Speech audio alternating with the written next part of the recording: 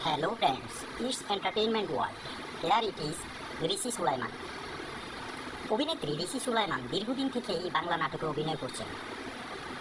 তিনি মূলত একজন টেলিভিশন অভিনেত্রী এবং মডেল। ঋষি সুলাইমান এ পর্যন্ত প্রায় 200 নাটকে অভিনয় করেছেন। এছাড়া তিনি নিয়মিত মডেলিংয়ের সাথে যুক্ত আছেন। উচ্চতা, অভিনয় দক্ষতা ও শারীরিক সৌন্দর্যে তিনি সবার নজর কেড়েছেন।